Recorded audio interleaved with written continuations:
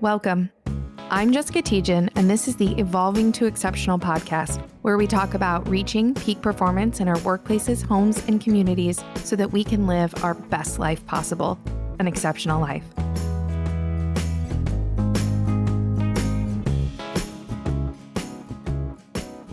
Welcome back to all of our Evolving to Exceptional listeners. This week we have Billy Lahr with us today. And he is coming to talk to us about mindfulness. He's an intentional mindfulness coach, intentional living and mindfulness coach, and the host of the Mindful Midlife Crisis podcast. And we're excited to have him here with us and tell us about his story and his journey with using mindfulness and how he's applied it, and how he's used it in his life and how that has positively impacted him throughout his life. So Billy, I would love for you to just start with giving us a little bit of your backstory, of your why, how you got to where you are today, and why it is that you're so focused on this topic now at this point in your life.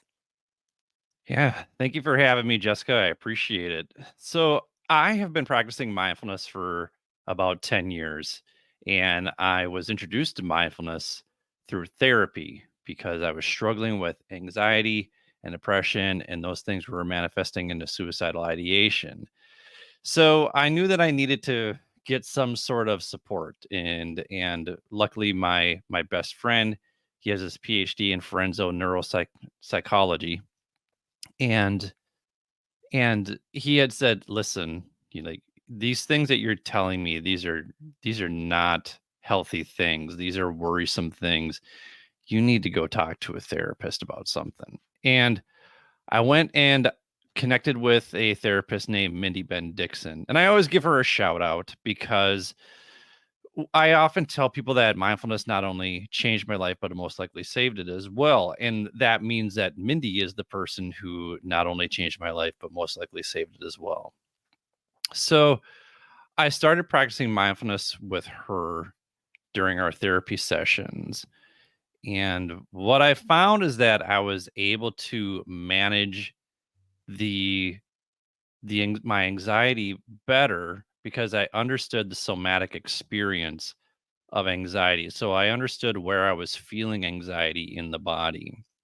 And then when those feelings and those sensations were present, then I was able to just kind of hit the pause button and say, "Oh, you know what this is. This is anxiety."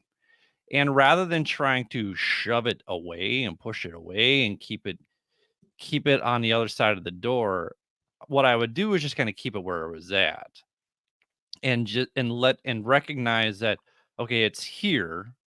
So the more you fight against it, the stronger it's going to grow. So let's just acknowledge that it's here. We have awareness that we're here and work from a mindset that, hey, whatever's going on right now is there's creating some anxiety. So now that you're aware of that, how can you respond to situations as opposed to react? How can you respond to stimuli going on around you as opposed to being impulsive? And those are all things that I had struggled with leading up to that point. And don't get me wrong, I still struggle with that stuff, but it's less frequent than it used to be. So much so to the point that when I worked in education, the next school year, one of my students said, "You seem like you're in a better mood this year." And that was kind of the stamp of approval right there, where it was like, oh, well, if these guys recognize it, just how palpable this must be, this feeling, this energy that I'm giving off. And one of the nicest things anyone has ever said to me is, "Billy, the reason why I like you is because when you're excited about something, you want everybody else to be excited about it too." So I thought to myself, gosh, if this whole mindfulness thing can help a nut job like me, I wonder if there's other people out there who would also benefit from practicing this. So I started learning more about it and taking courses about it. And then I started leading it in my classroom. I started leading it for staff. And now I'm here in Seoul, South Korea, and I'm leading virtual mindfulness sessions for people all around the world. And I just earned my certified mindfulness meditation teacher certificate, and this is I feel one of the tenets of mindfulness is gratitude, and I feel like this is my way of extending gratitude, not just to the mindfulness practice, but to Mindy for introducing it to me. And I'm I'm passionate about helping people live more mindfully, but at the same time too, I recognize that I'm not here to plant seeds, I'm just here to water them. We all know that mindfulness has benefits. We all know that. But we also know that vegetables are really healthy for us. But vegetables are not sexy. Mindfulness is not sexy. So there is that challenge right there in trying to help people recognize that, or at least cultivate the discipline and the consistency that it takes in order to really truly reap the benefits of a mindfulness practice. And that's one of the things that I do as a coach, is just kind of help people recognize, hey, you do have time for this. Let's demystify what mindfulness is so that it actually feels more attainable, it feels more practical. So I'm curious for our listeners if you could just define for us what you mean by mindfulness. What people I think people use that term quite a bit, and don't necessarily everybody doesn't necessarily have the same understanding of what we're talking about. And you talked about mindfulness meditations, and you talked about your mindfulness certification. Help with what characterizes mindfulness. Yeah, I was actually having a conversation with a woman a couple months back. She said, "Don't you feel like mindfulness and meditation have a PR problem?" And I do. They have a real PR problem because people get told to be mindful by people who have absolutely no idea what it means to be mindful or what the steps are to be more mindful. And it's not that complicated, but it is a challenging task, especially in this day and age where we are inundated with stimuli. So, when we talk about mindfulness, we're talking about being aware of whatever is present without judgment. So, we are aware of whatever is present around us and whatever is present within us, and the key part there is the without judgment. And that's often the difficult piece, because the first hard part is just being present and being aware that your mind has drifted to the past or gone to the future. So then when we bring ourselves back, what are we present with? And allowing ourselves to just be okay with whatever emotion comes up. I'll give you an example. I really have an issue with this whole idea of live life with no regrets. Why? Regret is a normal emotion that we experience. So if I sit here and I'm aware that I have this regret within me, then I can operate from an understanding that the thoughts and the decisions that I'm making are coming from this feeling of regret. And so I can be aware of that. And instead, I can feel that emotion. And then I can allow that emotion to pass rather than trying to block it away and say, "Oh, I'm not." But subconsciously, you're still operating from that. But now you're also operating from denial. So accepting what is so that you then can move forward.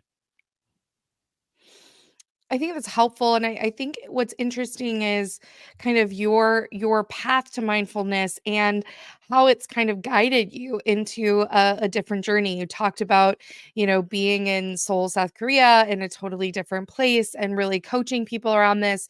And that was a shift from your earlier career, right? From what you thought you were going to continue doing, or what path you thought you were on.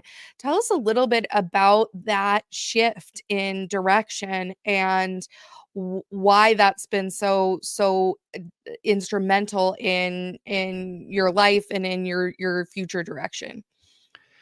Yeah, I don't know that there it's really been a significant shift. I guess what gives me meaning is helping people navigate the complexities and possibilities of life. And I used to do that as an English teacher. And so the the the title has changed, but the meaning has not. So, you know, I worked in education for 15 years, or excuse me, for 21 years. I was an English teacher for 15 years, and then I moved into a dean of students position for 6. And, you know, being a dean of students, you're always the bad guy. Nobody likes the dean of students. And I was delivering bad news to students, to teachers, to parents all the time. I didn't enjoy that. I didn't derive any joy from doing any of that. And I look back on those 6 years as being a dean and really feeling like I regressed when it comes to finding a community that was willing to kind of like rally around what it was that I was trying to teach people. Because I was working in an alternative program, so students were coming to me with all sorts of social, emotional, behavioral, and academic barriers. So the buy-in was much more difficult. And then as a dean, you're really trying to help teenagers reflect, learn, and grow, and help them kind of see their behaviors and say to them, listen, it's okay to make old mistakes, but it's okay to make new mistakes, but it's not okay to make the same mistakes over and over and over again. And to get them to see that was really, really challenging. So I'm not married. I don't have kids. I don't have the same responsibilities as everybody else has. But I did have a dog at one point in time. And I said to myself, as soon as that dog crosses the rainbow bridge, I'm going to take a leave from this job, because that was something that I'd always wanted to do. I'd always wanted to just take a year to travel. Well, I did that, and that year turned into 2 years, and now we're moving into the 3rd year. And I was like, "What what am I going to do here?" I need to find something now that I'm not in education anymore, that's to kinda continue with this meaning that I have to help people navigate life. And so I started the podcast, and that's really where that podcast came from. Was just I was going through that journey. I wanted to help other people go through that journey. But then I saw a real need to help people navigate life more intentionally and more mindfully. And so now I find myself in Seoul, South Korea. And the reason why I keep coming back to Seoul, South Korea is because one of the principles that I teach in my coaching program is the importance of community and crew, and how that community and crew helps amplify and support the work that you're doing. And nowhere have I felt more supported, and nowhere have I felt just more myself than here in the with the community of people that I've met in Seoul. So I feel very, very fortunate that I have found all of these pieces and put them together. And as my time here goes on, the picture and the puzzle is starting to become clearer. So, it's such an interesting, like, kind of path, and I can see how you used a lot of these principles in your past roles, and now you're using them to apply them to your clients in this coaching space. Tell us a little bit more about your approach to mindfulness. You've hit on a couple of the tenets, or the core elements of mindfulness. How do you approach or look at the mindfulness practice, and in the context of people's lives and what they're doing with their lives, and how they make some of those decisions in their lives? Yeah, I lead guided practices every Monday evening at 8 p.m. Central Time. So if people are interested in that, they can check the show notes. I'm sure you'll have something in there about that. But but for me, my tenets of teaching mindfulness are helping people live with more curiosity, openness, compassion, awareness, gratitude, acceptance, and non-judgment. So all of the guided meditations revolve around one of those themes. And so a lot of it first, before we kind of get into the guided practice, is just learning to be able to ground yourself using your breath so that we can be present.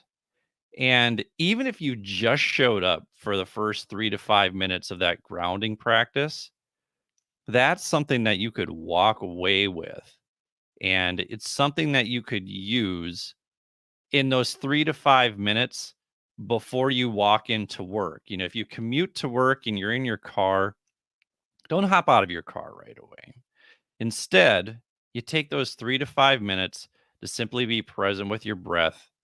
You bring awareness to what is, and then you can get out of the car and make your way into the building, because then you know what it is that you are bringing into your day, or at least bringing into your morning.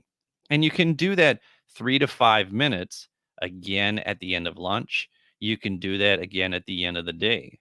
And the next thing you know, you have a 10 to 15-minute mindfulness practice. You don't have to do it all at once. I started very small because this idea of just sitting with what is and being present with your breath is boring. It's boring. It's the thing is, it's actually really, really hard to do too. And people all the time say to me, I don't think I'm doing it right. I don't think I'm doing it. I'm like, you're here practicing. That means you're doing it right. So as long as you are aware that your mind has drifted away from whatever it is that we're present with, and I like to start people with just being focused on your breath. And sometimes I'll have people be focused on the sounds around them. As long as you're using those as your anchors, and then when you realize, oh, I'm not thinking about my breath anymore. I'm not focused on my breath anymore. I'm not focused on those sounds anymore. That can bring awareness to where you have drifted, and then you can come back to the present moment. And that's sort of the beauty of mindfulness, is that the practice is in the failure and the awareness of that failure, and then the compassion to come back, because that's sort of what we call it the second arrow. The first arrow is that you're not aware of what you're doing anymore. But then the second arrow is the judgment. And it's oftentimes the second arrow that hurts more. Why does this always happen to me? That's the second arrow. And that's where we wallow in these really dark emotions. And again, those dark emotions are all normal, and it's okay to feel those.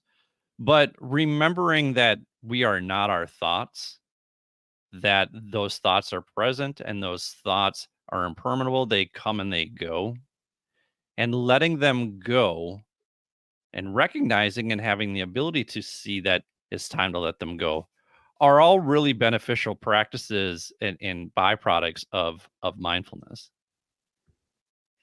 Yeah, it's interesting because as you talk mindfulness, and I think of mindfulness as kind of a practice. It's the doing of an activity that creates that greater self-awareness.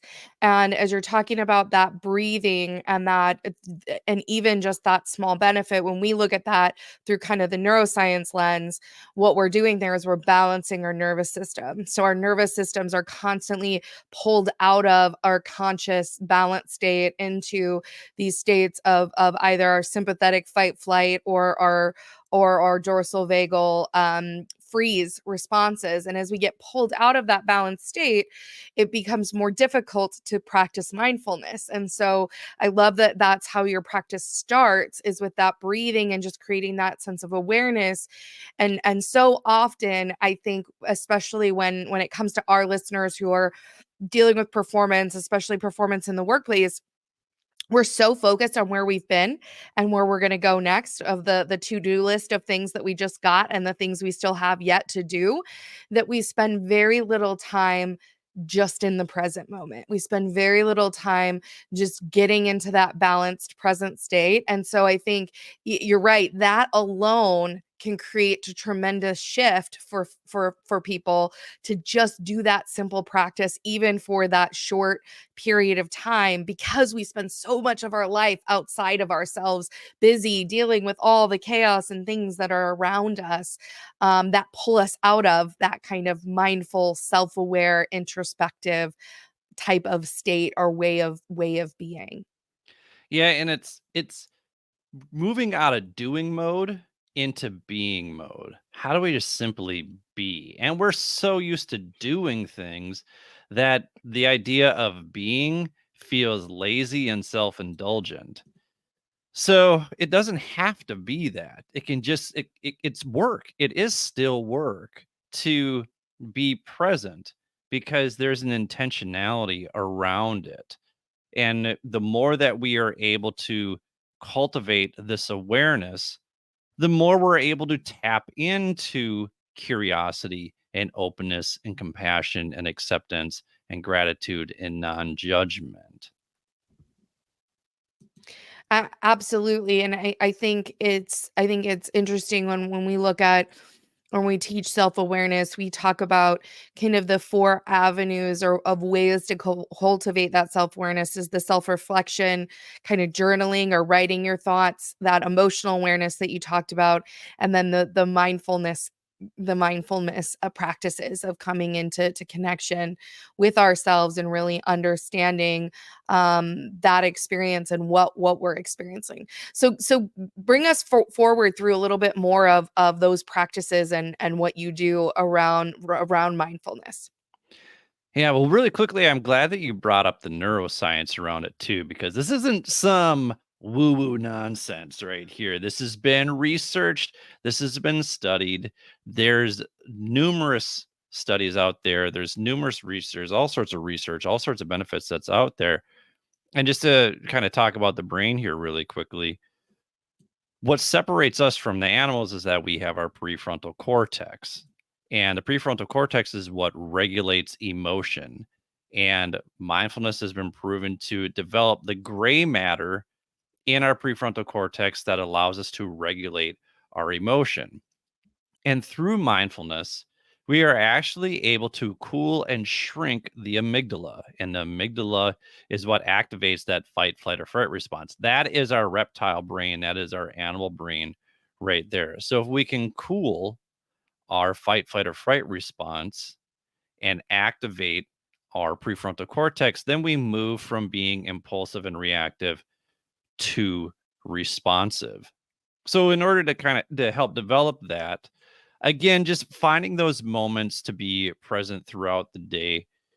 One thing that I try to help people do, people can take a look at, if they want to look at episode 113, we do a mindful eating exercise where it's, again, we do the grounding, but then we we take in all five senses as we are eating, because I don't think that we do that very often. I very rarely do. So if I'm not intentional about it, then I'll just shovel my food into my face and then that's it, right?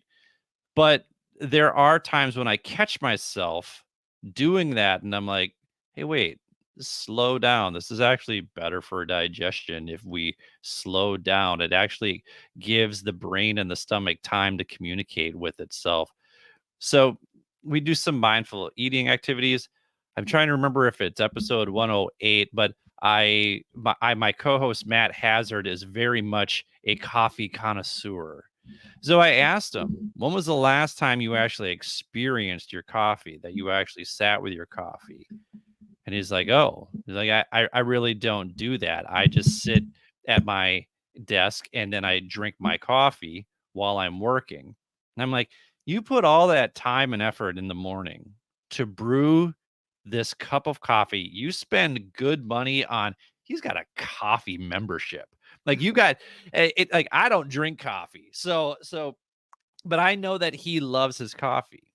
So I'm like, listen, what if you just took like 5 to 10 minutes to really just be present with the heat, the steam that comes off the coffee, the color of the coffee, the taste of the coffee, how it feels when it hits your lips, when it hits your tongue as you're drinking it, and bringing all of that to mind and just being present with that.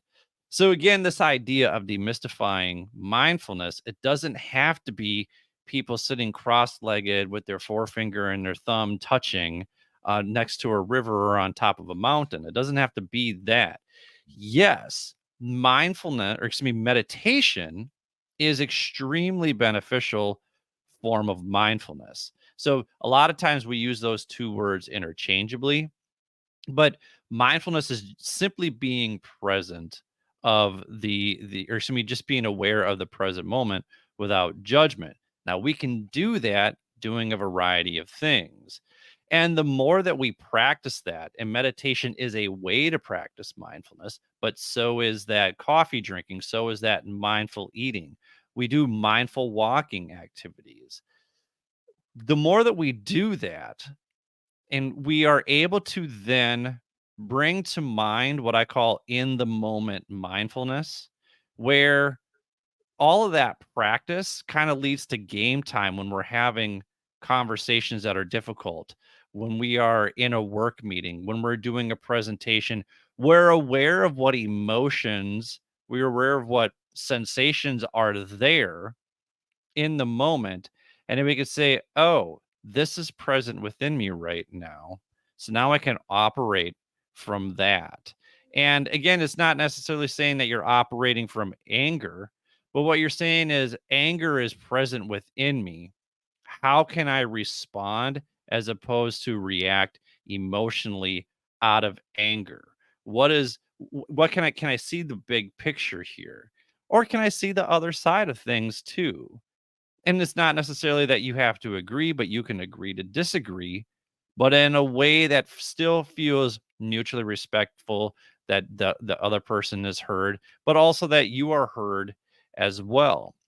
So these in the moment mindfulness, this in the moment mindfulness is really crucial when it comes to our relationships, to our communication. We have an episode coming out about the quantifiable costs of mindlessness. So, how do we continue to practice being aware? And the reality is this: nobody, not even the most Buddhist monk, is mindful and aware 100% of the time. So, we can put that, you don't need to put that kind of pressure on yourself. But how can you activate more awareness and more intentionality around your life? We're not looking for 100%. Can we go from 1% to 2%? That that will make a significant impact in your life. I love that you brought up, I wanna go back to that you brought up the mindfulness around eating, because one of the other things we know from a neuroscience perspective is that when we're in different, neurobiological states, depending upon the state of our nervous system, it impacts the way food tastes. So our experience, our taste buds, how we, how we actually process the taste that we're experiencing is different based on how mindful we are or how balanced we are, or the emotions that we're experiencing at that point in time is going to impact what things taste like. And it's similar with our interactions and experiences. If I am in a heightened stressed state because I've just had an argument with my kids at home or my spouse, and I come into a meeting with one of my employees and they tell me they just screwed up a project, how is that going to impact my response because of the state that I'm already in? And so I love that you're talking about here, that creating just that awareness and that consciousness of what state am I in? Why am I in that state? Because it starts with awareness to then be able to shift it, to then be able to do the breathing that you talked about earlier, or the mindful eating that you talked about, to create a shift in our understanding and in our experience in those moments.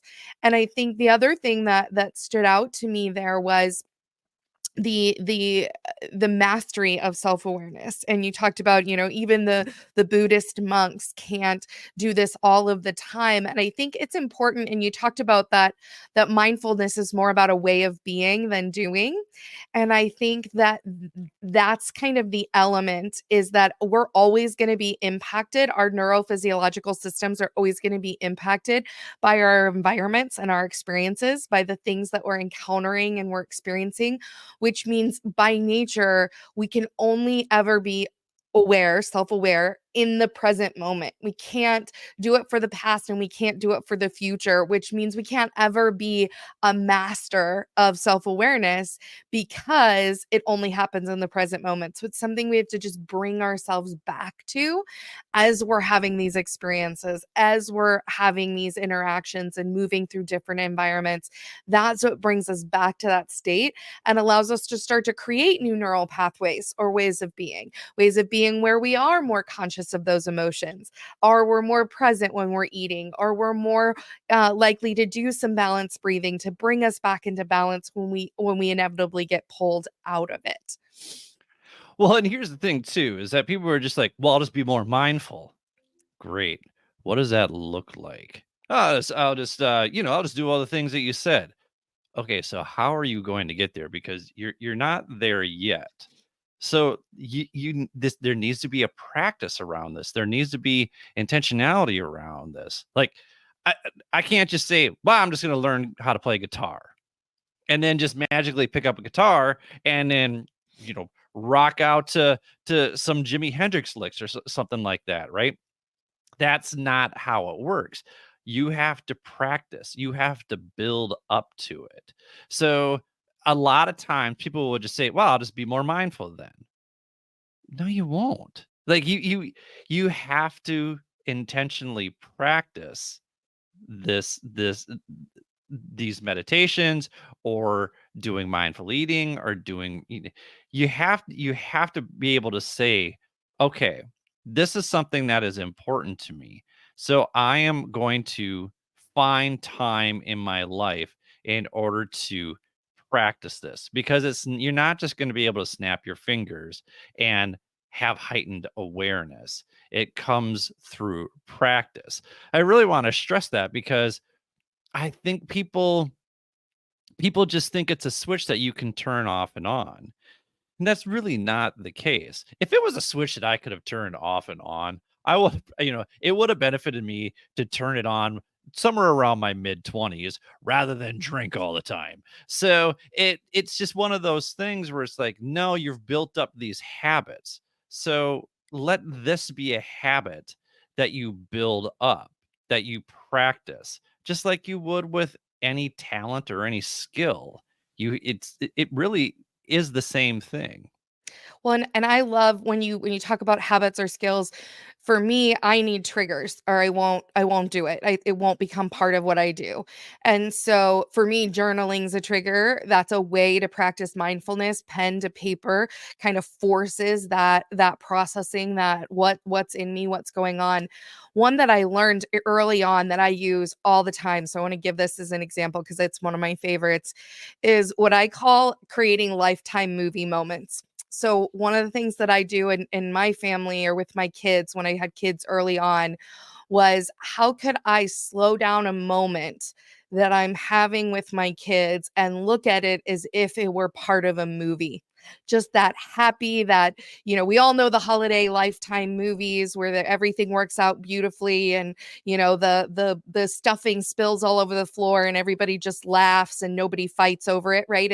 It's just a funny experience.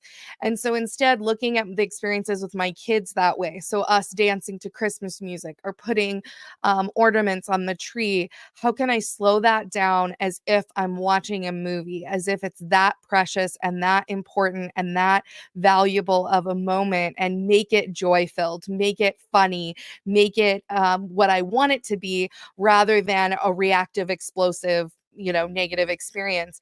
And it's something that I use all the time. And one of my favorite stories is, I was about to board my first plane. I had twin 3-year-old girls, and at the time my son was 5. So twin 3-year-olds and a 5-year-old boy, and we forgot to get the tag for the stroller, my husband and I. And so the flight attendant looks at my husband and says, "You go get the stroller and you board with the 3 kids and 2 pieces of luggage." And so here I am with 3 tiny kids getting on the plane for the first time and 3 pieces of luggage, and I'm like, I literally just immediately went, Lifetime movie moment, and to try to make it as funny and joy filled, and we're just going to do this and I'm going to be proud of myself in the end, rather than like a stress filled, like angry, moment. And so it's as simple. I like to use those as everyday life experiences, like the things that just happen. How can you shift them just a little bit to become really present and intentional in that experience, in what you're doing and how you're doing it and why you're doing it the way that you're doing it, and create that awareness and that sense of presence in throughout your life. So it doesn't have to be, like you said, sitting with your legs crossed and your fingers, connected together. It can be in your life, in the experience of living. I like that Hallmark mindful, or that Hallmark movie moment right there. I might have to steal that. I've got a couple anecdotes to follow with that. So when I went to the Louvre, whatever, in Paris, I made a beeline to the Mona Lisa like everybody else does. But when I went there and I finally kind of nudged my way up to the front, I took my picture, but then I sat at the railing and had this moment with her where she and I looked at each other in the eyes, and we just kind of had this nonverbal communication of, what is that smile all about? What is in just kind of had this playful interaction. And yes, I know it's a painting, but for me, it just was kind of, I'm taking in this moment right here, because people would just go and take a picture and leave, and I'm like, no, I actually want to see what all the hype is all about. Like, I just want to see the Mona Lisa. I don't want to judge it for its artistic value. I just want to see it because I've seen it in pictures and all that sort of thing. But then when you turn around, there's actually this beautiful tapestry that hangs from the wall behind it that nobody pays attention to and nobody talks about. And it's quite stunning. It's incredible. So just being even present in that room allowed me to appreciate the Mona Lisa, but then turn around and really appreciate this other masterful piece of work that is the entire wall. It's huge, and it just, I feel that it gets overlooked. With these Hallmark moments, I have what I call top 10 days. So they're not necessarily the 10 best days of my life, but I kind of call them like the 10%, the best 10%, right? And we live about I think, what is it, 30,000 days, something like that, right? I think that's kind of the total, if I did my math right. We live about 30,000 days. If 10% of those, that's 3,000 days. If I have 3,000 really memorable days in my life, oh my God, or even just 3,000 really memorable moments, what an incredible life to have lived. and maybe I don't get that many, but being more present and especially being more grateful and appreciative of the opportunities. That's really a huge component to enjoying life, is gratitude and appreciation.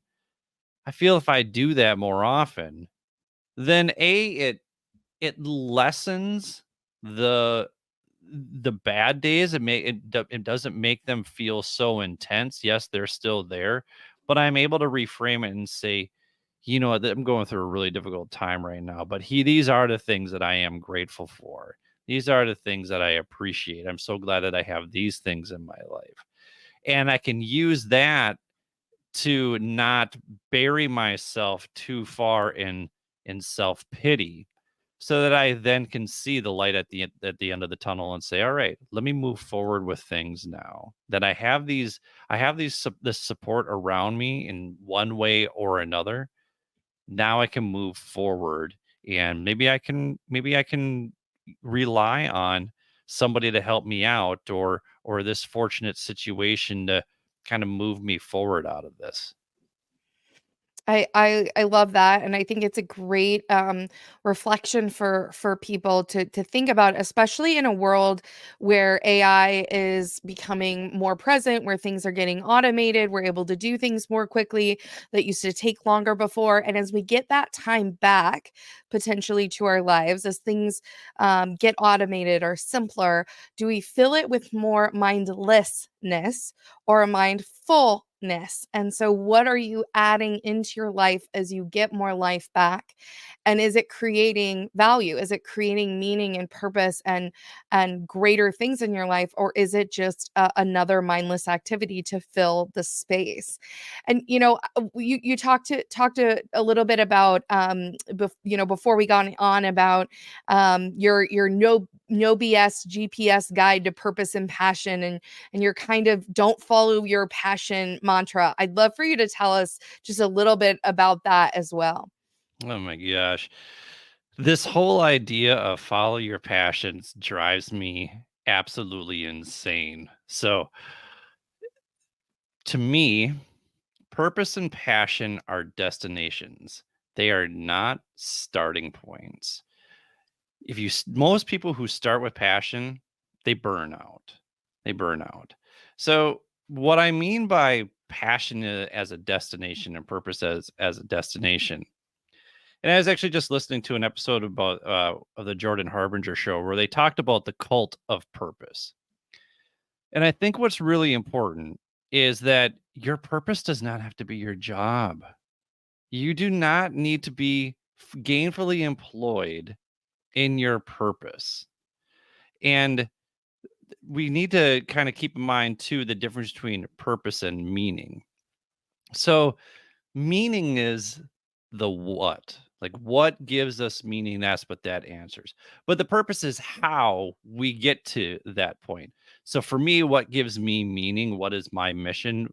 To help people navigate the complexities and possibilities of life. That's what gives me meaning.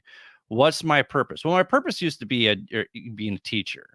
So now my purpose has shifted a little bit, and it went to, when I wasn't feeling that purpose was being fulfilled, I created the podcast. Podcast wasn't paying me anything. I was paying to do the podcast, but it was still something that created purpose in my life, or excuse me, created meaning in my life, and that was the purpose. And now I still have this meaning in life where I want to help people navigate, right? But now I've moved into the mindfulness sphere. Another thing that gives me meaning is bringing people together. And I mean, sure, I could be an event organizer, but why? Like, why would I do that when I can just simply bring my friends together and say, hey, there's this fun thing going on. Let's go see this band. This acoustic band is playing. Let's go check them out. And I have found myself in these situations, particularly in Seoul, where I'm now an organizer for a meetup community. And I was telling you before that I organized a Friendsgiving for 40 people here in Seoul. And they don't celebrate Thanksgiving in Korea. Nobody has any idea about it. But I'm just like, hey, I'm an American, I'm away from my family, and I want to go out and eat a bunch of Korean food with my friends. Who's in? And 40 people signed up for it. So it's stuff like that. That's what gives me meaning. But if we're trying, if we're not sure like what gives us, most of us know what gives us meaning, but maybe we don't know purpose. We don't know what to do in order to get there. So the way that I lay it out is like this. Let's first take a look at our strengths, our weaknesses, and our needs. Once we have an awareness of what those are, then we can move into exploring our curiosities. And I like to use mindfulness based strategies in order to explore our curiosities. What are some things that interest you? What are some things that you're curious about? What are some things that you used to be good at when you were a kid that maybe you don't do anymore as an adult? But there's still kind of that piece in there, right? Kind of that idea of you don't stop playing because you get old because you stop playing. So let's explore that a little bit and see where we can play. But then this idea of finding our crew, finding people who share the same curiosities, find people who share the same interests, who find the same hobbies. And that then leads to purpose, right? That's what we say, okay, now I know what my meaning is, but now I didn't know where I could explore this or what opportunities were out there for me. Boom, now I've got this purpose. So now if you want to take purpose and turn it into passion, you need to multiply purpose by consistency, discipline, patience, and self-compassion. Because then you are saying, all right, I am committing to this and I'm going to learn more about this. I'm going to do this on a regular basis. This now becomes my passion. So it's not just something that I'm passionate about. No, that's a hobby. Sorry, that's a hobby, what you're describing right there. And hobbies are good. Hobbies are good to have. But this idea that you need to turn your passion into your life's work, ridiculous. I don't think you need to do that. I think there are people out there who are really fortunate and who have been able to do that. And in because they've been able to do it, they see an opportunity to be like, "Oh, hey, let's I'm going to coach you how to do this."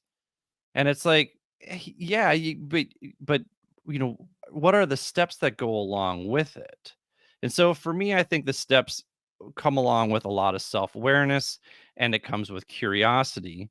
That's kind of the woo-woo part. But then the structured part, that's the really difficult part because again, that consistency and discipline, that's always the hardest for anybody who's starting anything out that's new or that they are uncertain about or that they don't know a lot about.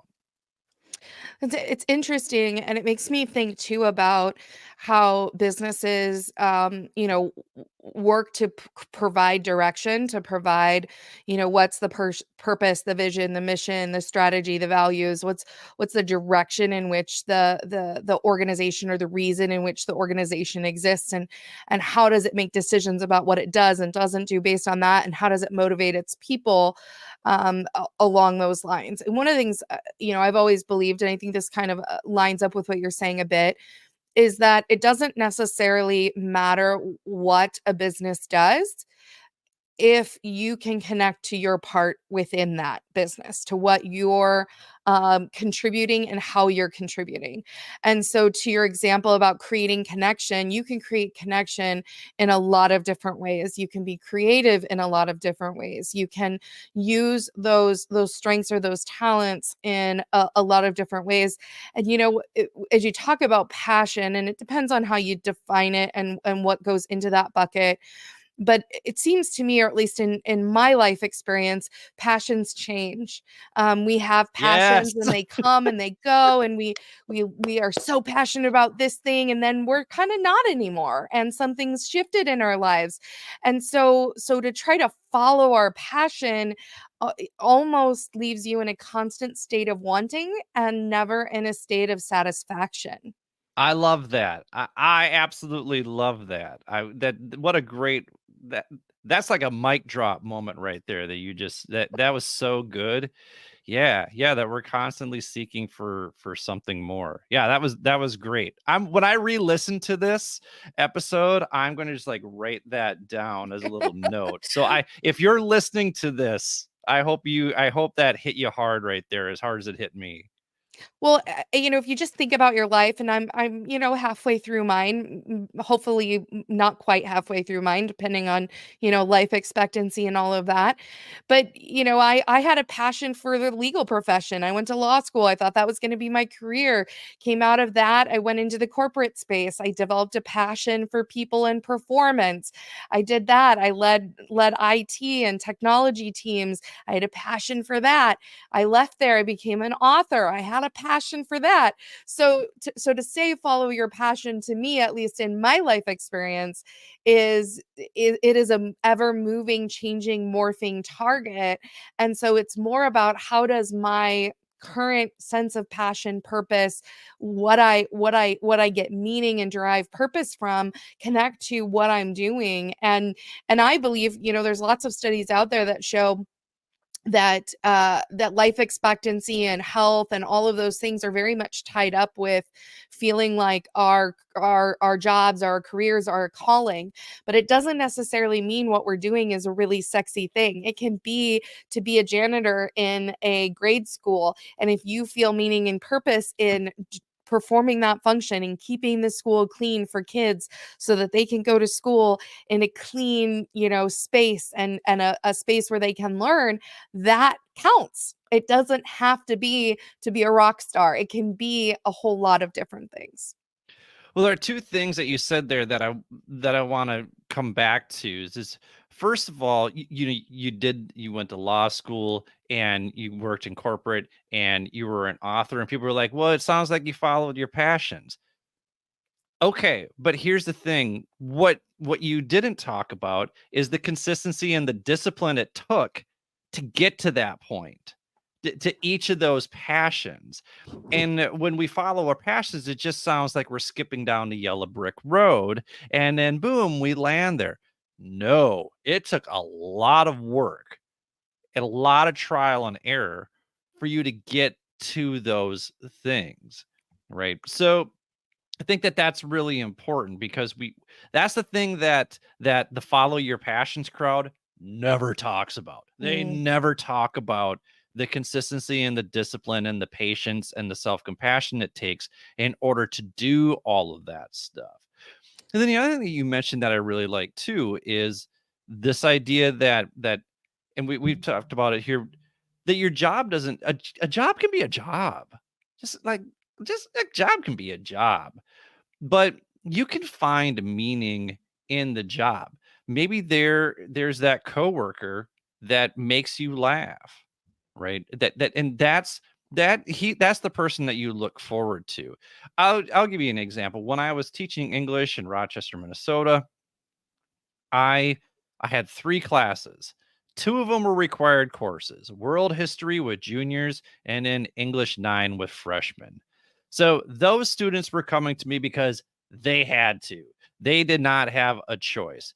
But the class that I looked forward to every single year, every single day was my humanities search for meaning class. Irony that it was called search for meaning, but it was an elective course and we had really powerful conversations. We read this excellent literature in that class, but it was an elective, and I woke up every single day knowing that I got to teach that class. That's what gave me meaning.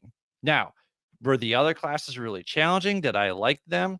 Not nearly as much, but that class gave me a lot of meaning, and my coworkers too. And that's why I think it's really this idea of community and crew is so crucial. Who you surround yourself with oftentimes is the antidote to burnout.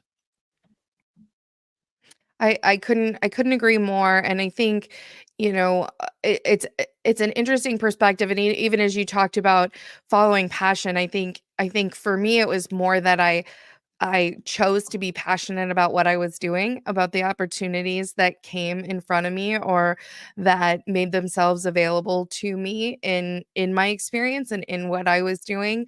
I worked in process control automation industry, not a sexy industry. I found my purpose and my meaning in the relationships with people and the connections that I had with them, which lines up, I think, very much with exactly what you're talking about. And I think when people can learn how to connect to those things, to find those connections, it can become more purposeful, irregardless of the job that you're doing, irregardless of the what it is that you're doing. And so whether it's in a grocery store, whether it's waiting tables, whether it's working at the bar, whatever the career path is or the job is, you can find that connection to it. That will create a different neurophysiological sense as you're doing it. It will change how you feel as you're experiencing doing that job. It'll change your interactions with other people. It'll change your sense of how you reflect on the experiences and whether you're frustrated or whether you get joy from it. How you choose to perceive those experiences is going to impact you on a neurophysiological level. And how then mindful we are in those practices is going to have a better outcome, a better result for us in terms of our performance. So Well, I go ahead, Billy. oh, I was just and I like too, you've been in a couple of different spheres, right? My guess is that you have a highly developed awareness of what your strengths are and where you excel, and and your curiosities have shifted over time, and you're like, hmm, I wonder how I can use my strengths to learn more about this, because that sounds like something that I can maybe do. And again, then you laid down the consistency and the discipline, and boom, you've been successful in a bunch of different spheres. And I applaud you for that. My dad always said, my dad once told me, I hope you're a really good teacher because you will starve if you have to do anything else. And he's not wrong. He's not wrong. But I feel grateful that I know that there are opportunities for me to help people navigate the complexities and possibilities of life that aren't just in education. And I I think because I was in that role for 21 years, you get the golden handcuffs slapped on you. And then you don't look at what other opportunities out there exist, because it requires taking a risk. And then you get complacent. Notice I didn't say comfortable, because there's nothing wrong with the comfort zone, people. Go ahead and enjoy the comfort zone.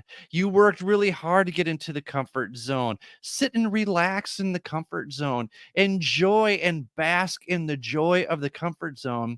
And then when you develop an awareness that comfort has turned into complacency, then you need to start making the shift. And so that's really what had happened for me, is that as a dean, I had just kind of grown complacent. Even as a teacher, I had grown complacent, and I was trying to find a way out of the classroom to take on a new challenge. And then finally I moved into that dean position. So that took me from complacency, and that was a learning curve for me. And then I got comfortable in that role, but then that comfort turned into complacency, and now here I am as a solo entrepreneur, something I don't know anything about. So there's definitely no comfort where I am. I am not, and what I'm trying not to get complacent about is just living a life where it's like, oh, I can rely on my savings. I can rely on my savings. That's running out. So now really trying to figure out, okay, how am I going to make this work? And that's what activates the high gear.